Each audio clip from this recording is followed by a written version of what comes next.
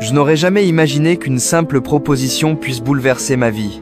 Quand Julien m'a proposé de passer quelques jours dans la maison de campagne de son enfance, en Provence, je n'avais aucune raison de refuser. Il avait ce ton rassurant, presque automatique. On a besoin de se déconnecter un peu? Tu ne crois pas?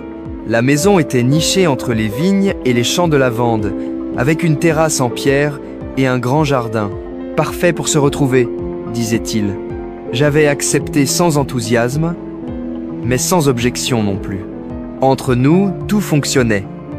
En surface, pas de cris, pas de disputes, juste une routine parfaitement huilée. Aucune tension, mais aucune étincelle non plus. Julien était là, doux, respectueux, mais il ne me regardait plus vraiment. Et moi, je m'éteignais doucement, sans que personne ne s'en aperçoive. Avant de partir, j'avais choisi mes tenues avec soin.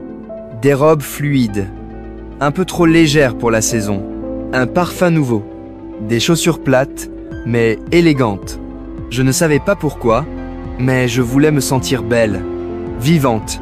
Pour moi, me suis-je dit. Mais être, au fond, j'espérais que quelqu'un me verrait.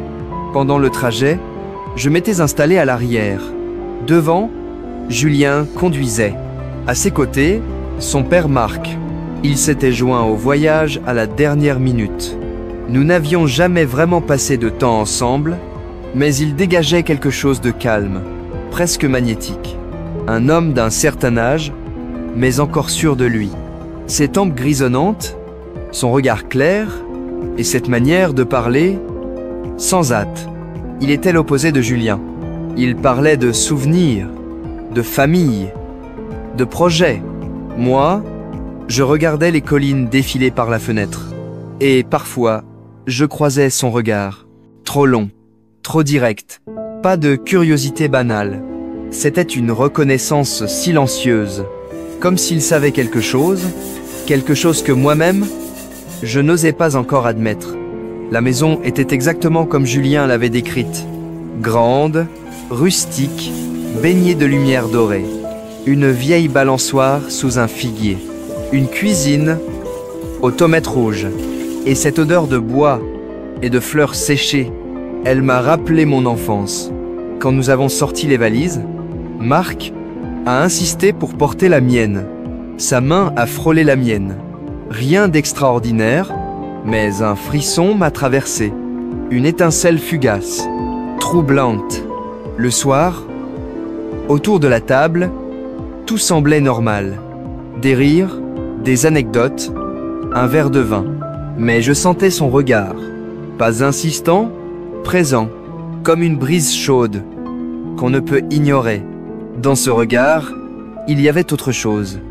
Du respect, de la tendresse et une curiosité douce, pas celle d'un homme en chasse, celle d'un homme qui voit.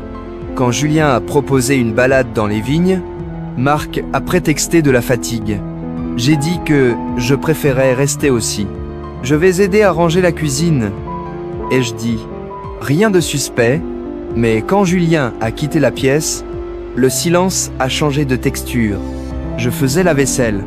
Il était là, à quelques pas, sans bruit. Je le sentais. Je savais qu'il m'observait. Et ça me faisait trembler. Pas de peur, de trouble.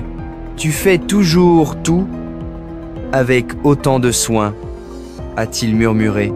Je n'ai pas répondu. J'ai continué à empiler les assiettes. Il s'est rapproché lentement. Pas assez pour me toucher, mais assez pour que je sente sa chaleur. Je me suis retourné. Nos regards se sont croisés. Pas un mot, pas un geste. Mais tout était dit. Tu n'as pas besoin de te cacher derrière ce rôle de parfaite épouse, a-t-il dit, d'une voix basse, posée. Je ne trouvais rien à répondre. Il a reculé, comme s'il n'avait rien dit. Et il est parti. Je suis resté là, les mains dans l'eau tiède, le cœur battant trop vite.